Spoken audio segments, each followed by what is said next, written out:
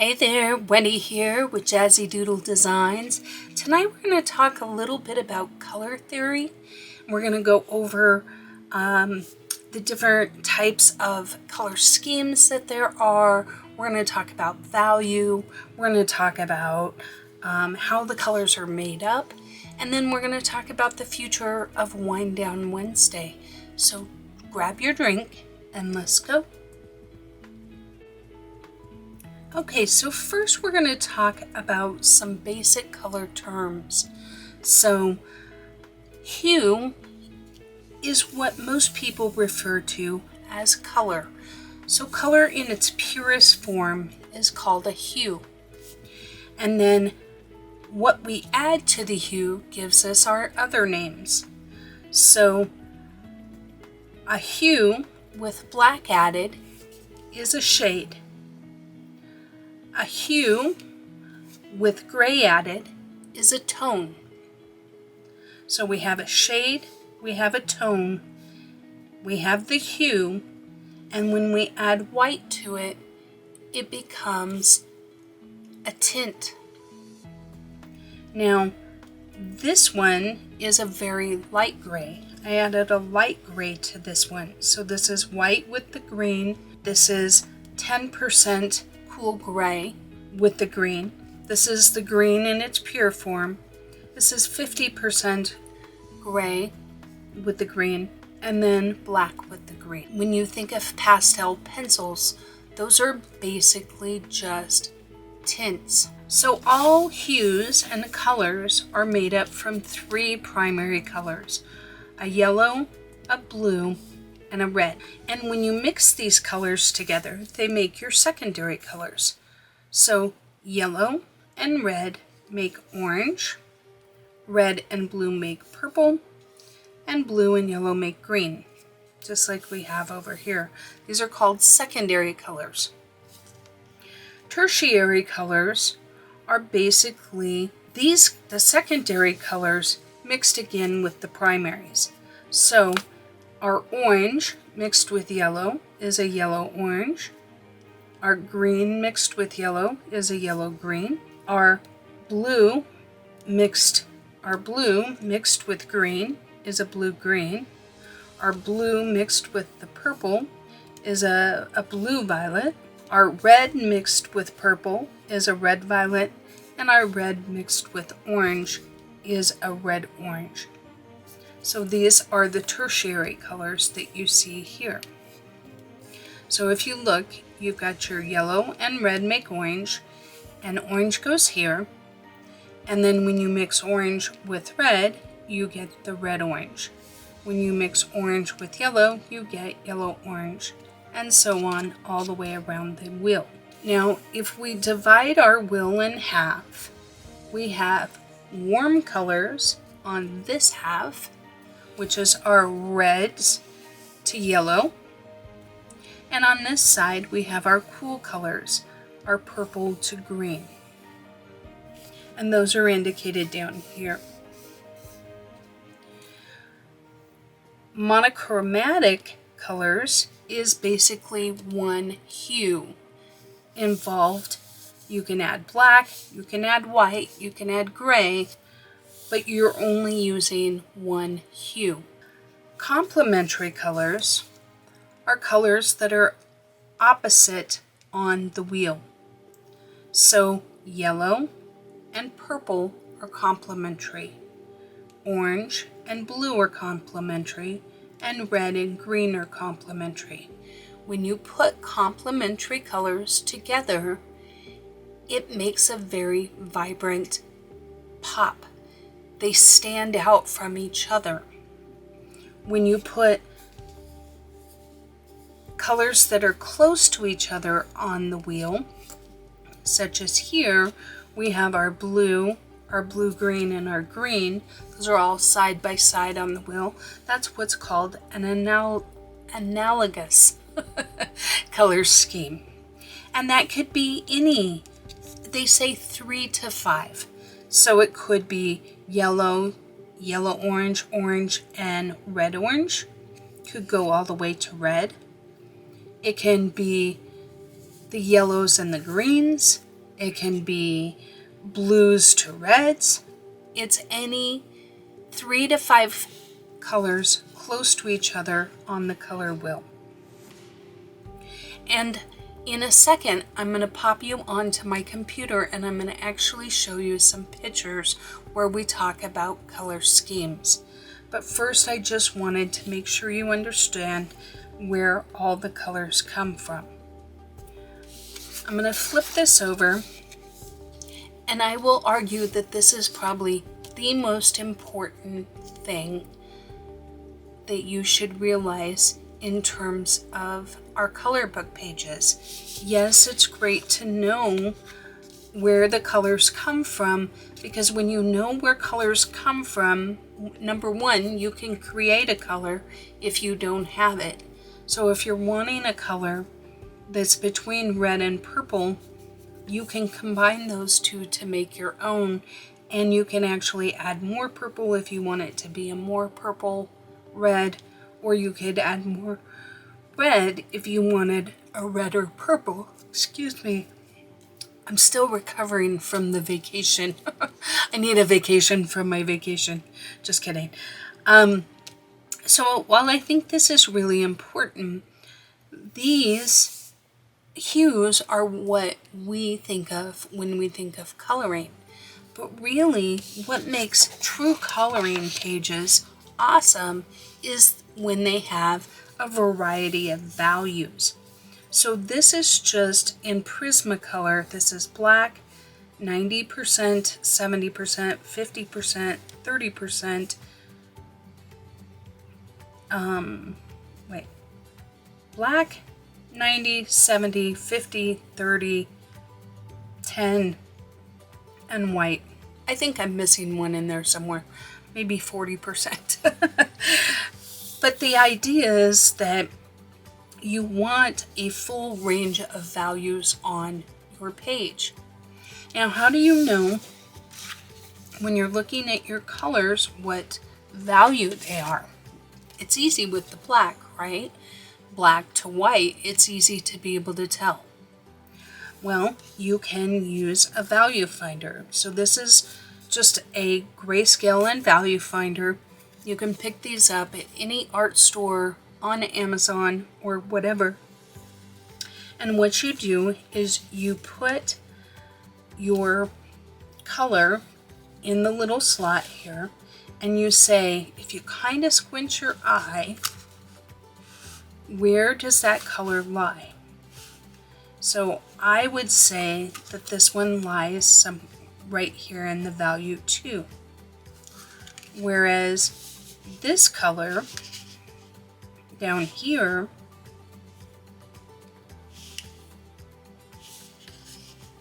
is probably a 3. And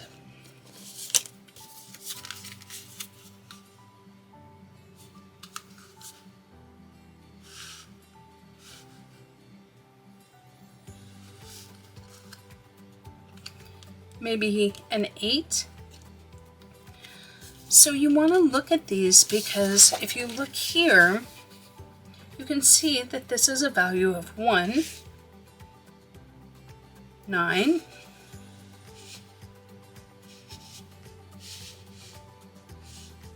8,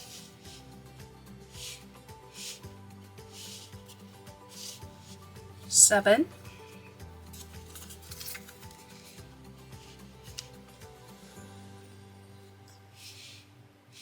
4, 3,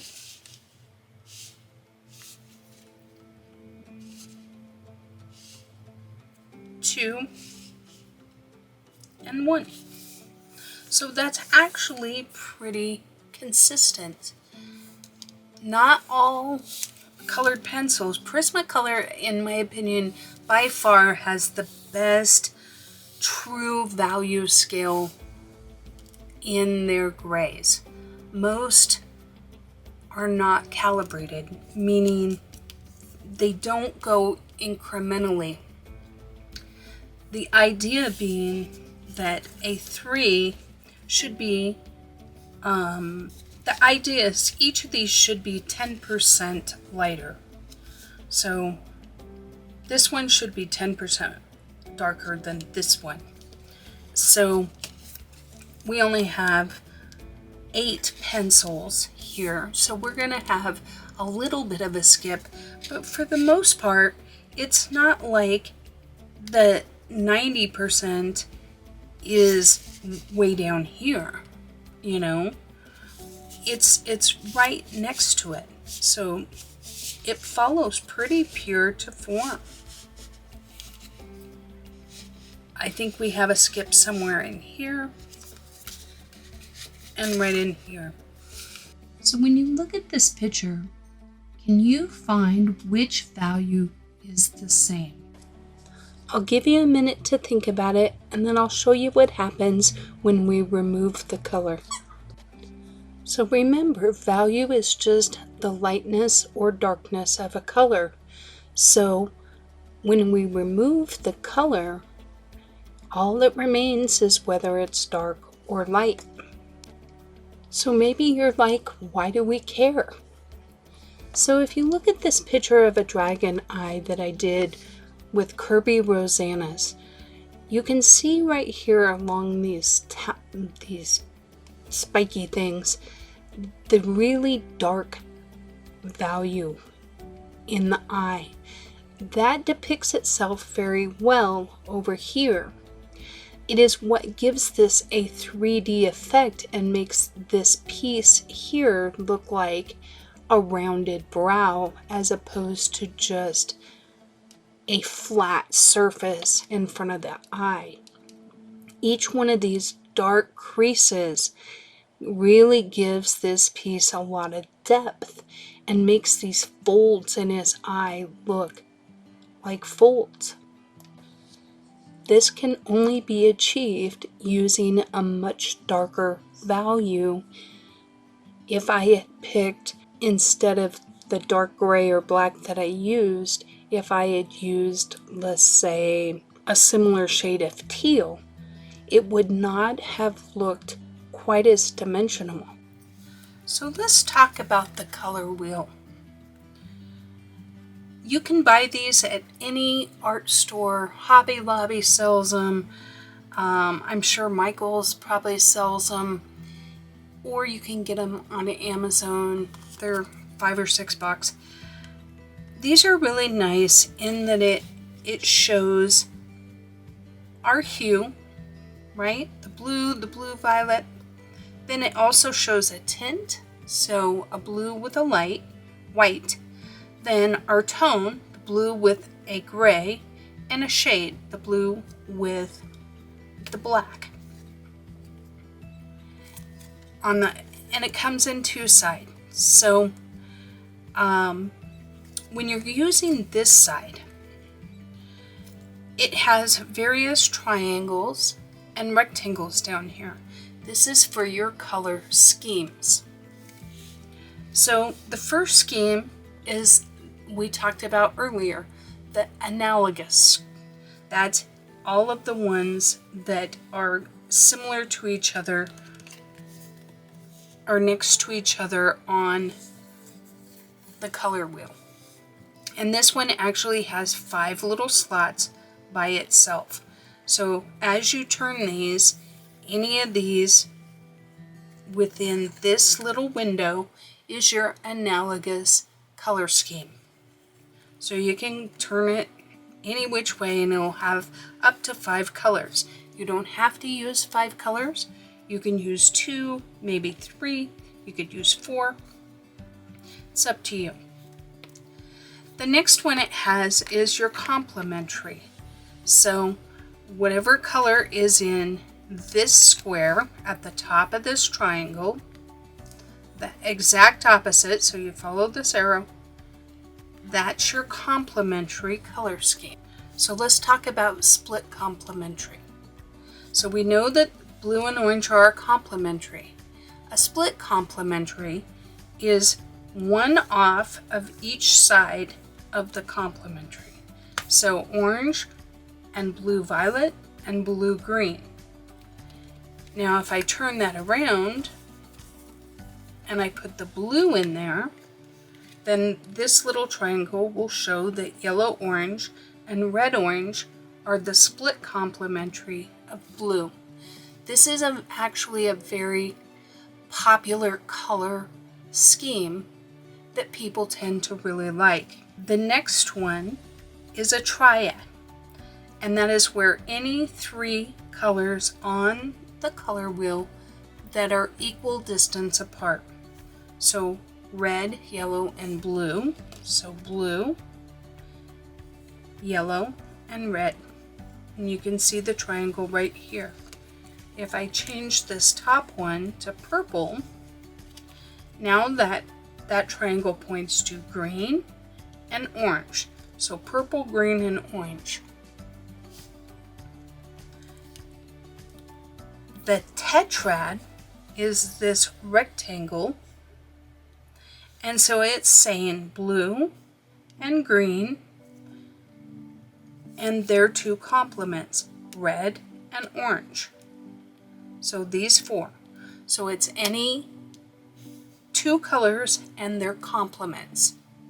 So if I change this to purple, it would be purple and blue and their 2 complements, yellow and orange. Now this side has our value system here. So from our lightest to our darkest value. So you could use that on your page if you wanted to test the values. But this one also says, what if I add red? So if you add red, here's the red, to this color, yellow-orange, this is the color it's going to make. So if I add red to yellow, this is the color it's going to make. So you can go to any color and add red, and it will show you what color it will make. It does the same for yellow, blue, white, and black. So if you add blue and green, you make teal. If you add blue to blue-green, you're going to make a slightly bluer blue-green. Sorry, I keep getting out of camera. If you add white to any color, it's going to show you the tint. If you add black to any color, it's going to show you the shade. So that's how you use this side. You ask it what you want. So it's going to add any of the primaries to any color on the wheel. It will show you what color it will make. And then on this side, you do your color schemes. So what does that look like in terms of pictures? So let's start with monochromatic. Now this is a nice harmonizing scheme. It's very safe. You know everything's going to match because it's one hue. But it doesn't really pop. It doesn't really make a statement. That being said, I have seen some really beautiful pictures that are done monochromatically. Look at the blueberries. Even though it's monochromatic, it has value. So it has some really high whites and some really dark darks. And then the in-betweens that make it a really pretty picture. So next, let's look at complementary colors. In this color scheme, we are using the colors from the opposite ends of the color wheel. And as you can see, these images just jump off the page. So when you need to use a pop of color, you might want to consider complementary colors, but know that they are a little jarring sometimes.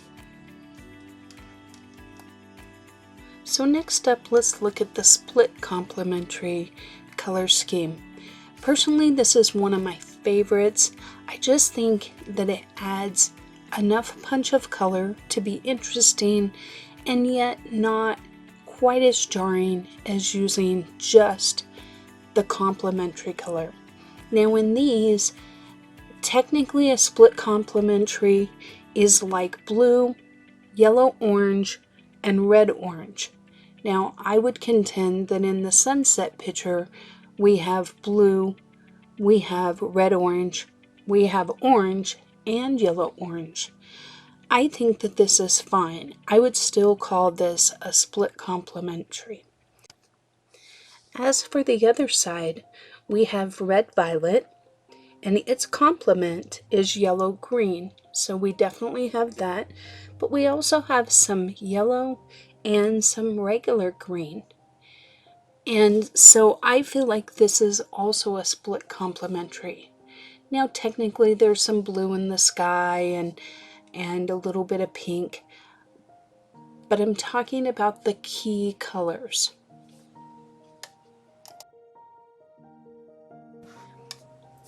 Next up is the triad, which, if you remember, is any three colors that are equal distant on the color wheel. So in the bottom left, we have red, yellow, and blue, our primary colors. And in the other two, we have purple, green, and orange. And these are really, I think, a softer version of the complementary colors.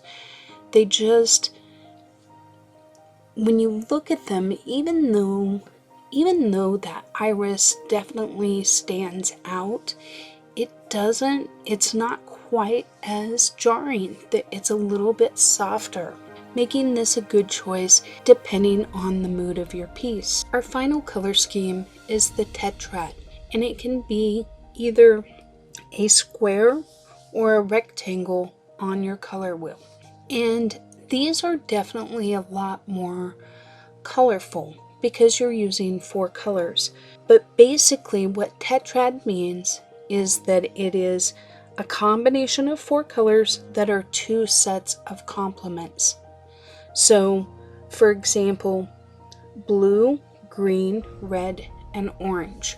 And you see that in our birds there. And then on the other side, we have purple, yellow, red, and green. They are very similar, but not exactly. But these can be very lively. So why does this even matter? So knowing these things can help you determine what color you want to use. Let's say that you've put down several colors on the page and you're trying to decide your next color. You can take a look at different color schemes and see what might be a good choice. You can look at it and see what message you want to convey and what colors you could use to determine that. And then lastly, it can help you choose background colors that will complement your picture and either make it stand out or fade in the background. Take these 2 pictures for example. They're both beautiful and they're both sunsets. And even though the image on the right has a clearer sky, I personally feel like the picture on the left is a lot more calming. It feels more restful to me because of the color scheme. So if I was going to color some irises on a page, the color scheme on the right is very soft and soothing, and to me, like, it has a peaceful quality. Whereas the iris on the left is much more in your face, and while just as beautiful, it definitely has a much more upbeat mood. So there are times when you want your subject to really stand out, and using a complementary color scheme can do just that. The shoes on the left just kind of meld into the background and become one with it, whereas the shoes on the right say, hey, look at me, which is what you want if you were advertising or wanted that to be the highlight of your page. Okay, and just for fun, I thought I would take you to this site, brainden.com, under their color illusions. Now some of these are really fun. For example, this one here, these gray stripes are the same color as these gray stripes. They don't look it, but that is just how color works. The dark stripes appear brighter when they're around darker colors. Same with this Rubik's Cube. A, B, and C are all the same color. So the reason I'm showing you this stuff is because your background does matter. And so one of the things I've been working on is trying to determine my background prior to starting my page, because it does make such a big difference. In this example, these chess pieces are the same color as these chess pieces, but because this one has a darker background, the chess pieces appear white.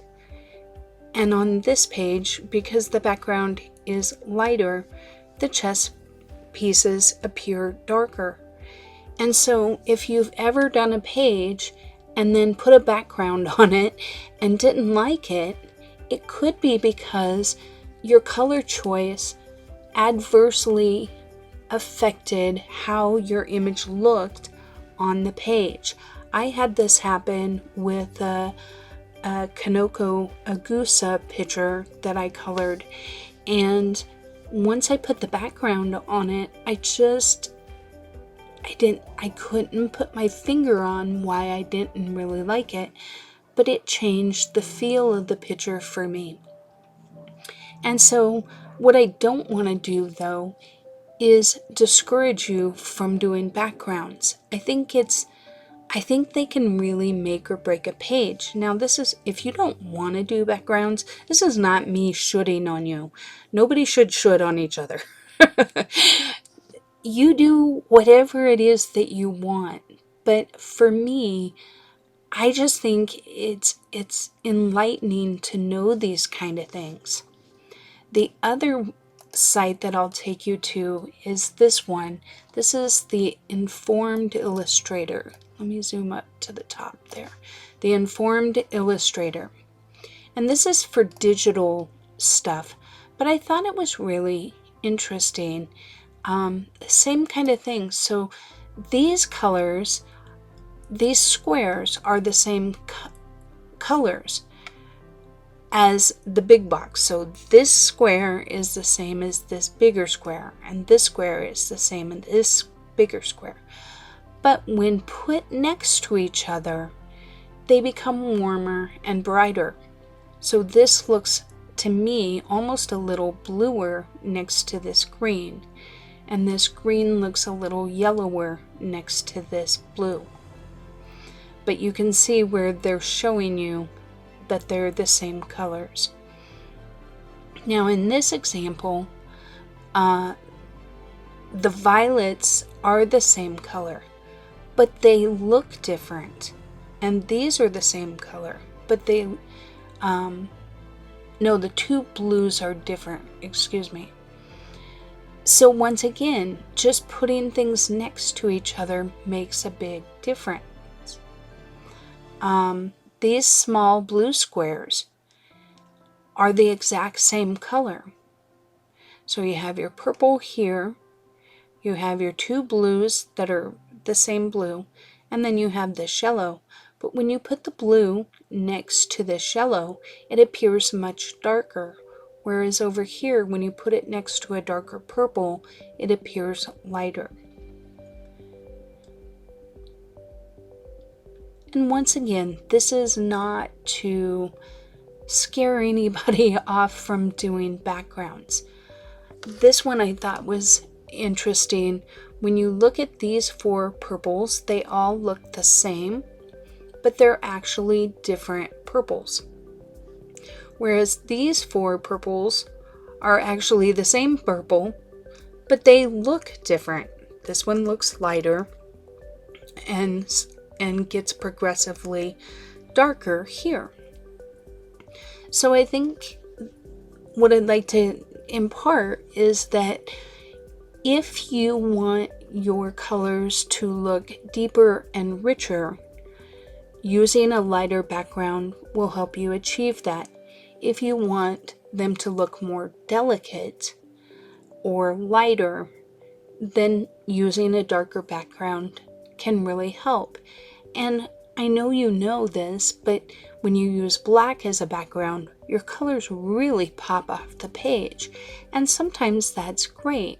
But if you want your page to have a feeling of airiness and delicacy, having a really dark background probably isn't your best option. So I just thought these websites were fun, and I thought I would share them with you. So just to recap, hue is what we think of as color. It is color in its purest form. So here we have our hue in our pure form of color. If we add white, we get a tint. A little less white is still a tint. If we add gray, it becomes a tone. A little darker gray is just a darker tone. And if we add black to our hue, it becomes a shade. Value is the lightness or darkness of a color. So our value scale is made up of a hue, its tints, tones, and shades.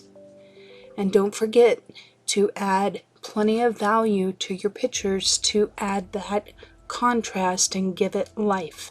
I found this rule in my search and I changed the wording to guideline, as I don't think there are any hard and fast rules in art. But this guideline says to use 60% of your main color and then do the next 30% in a secondary color and your final 10% in accent color or colors. And I think that's probably a pretty good guideline. The last thing I'll leave you with is a couple of resources. Sarah Renee Clark created color cubes, which are basically color palettes, but then she went so far as to actually figure out what colors in colored pencils relate to them. And I think they can be a great resource. However, if you don't have the money, Pinterest is also a good resource for color palette. Just go to Pinterest and type in color palettes, and there are literally hundreds to choose from. Another website that you can go to is called colorpalettes.net. This website literally has 600 pages of really beautiful color palettes, and you can look them up by keyword or by warm or cool or monochromatic. There's a lot of different ways you can find them. But what I like about this site is that they have about 5 or 6 colors and a picture, a corresponding picture using those colors. And I find that really helpful when I'm looking at a color palette as opposed to just the little squares of color.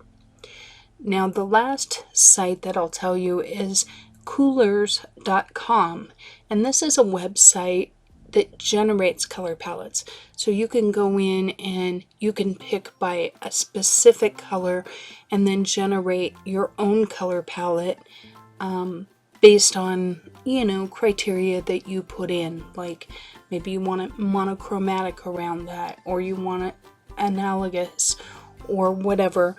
And so you may have some fun playing around with that. But I feel like Pinterest and colorpalettes.net offer a lot of variety and are great resources for those on a budget. But Sarah Renee Clark color cubes can be bought in digital, or you can actually have a physical copy mailed to you. So that does it for tonight's Wind Down Wednesday. I will leave you with this. I placed a poll for the future of Wind Down Wednesday, and 71% chose that I would cover different techniques, such as how to color certain objects like snow or glass or whatever. So I would ask, please write in the comments below what you would like me to cover. Give me some ideas of what would be helpful content to you. Alright guys, I hope you enjoyed your drink. I hope you had a great 4th of July, and we'll see you on the next one.